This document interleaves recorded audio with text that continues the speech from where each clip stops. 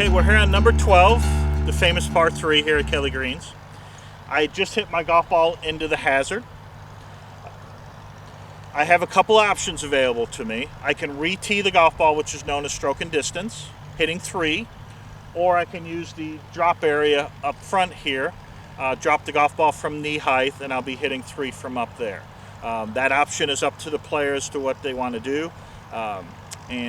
We're going to move up to the green next, and I'm going to show you a couple other additional options if those happen as well. What happens if they go to the drop zone and they put another one in the water?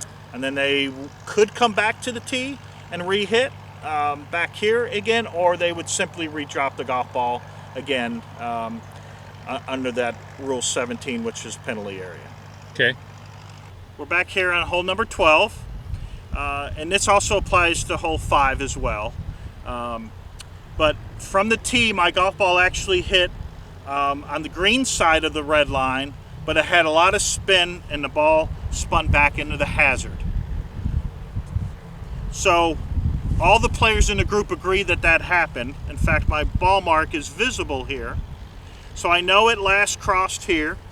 So I would take my famous tee and put it down in the ground. I get 2 club lengths from that area.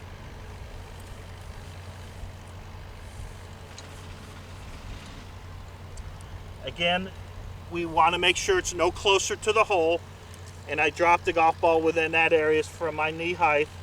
The ball is technically in play, and I want to hit my shot up there. Is that a maximum of 2 club lengths? If you didn't want to go that many, could you do that? Yes, you can do 1 to 2, and again, you can drop it in that semicircle wherever that is, but the flagstick where it's located doesn't afford me a lot of room here, so I had to drop it in a small area. Okay, Mark, let's assume that the ball did not hit on the green side of the red line. It hit the rocks, bounced way up in the air, and then ended up down at the top of the rocks where your ball just was. Then what do you do? Well, the Rule 17 penalty area states that where the ball last crossed the margin of hazard, which it never did here, it hit the rocks, went up in the air, went back into the hazard, your last point would be on the other side, so you're back to either re-teeing it or using the drop area if you so choose. Okay. Okay, we're on the back side of number 12. It'd be the same for number 5. This time the golfer has hit it over the green on the back side, and there's a red hazard line on the back side. So what do we do? And it bounced forward and went on into the water. Well, as far as Rule 17 states, it's where it last crossed the margin of hazard, in this case behind the green here on number 12. I noticed that the golf ball basically last crossed here, so I'm going to mark that position. I'm going to take my 2 club lengths no closer to the hole.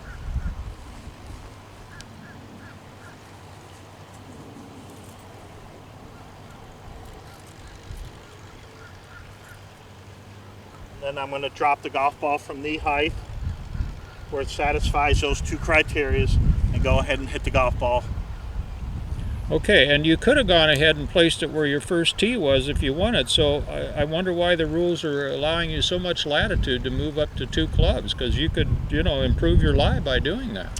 You can, but that's just what the rule stipulates, is the 2 club lengths.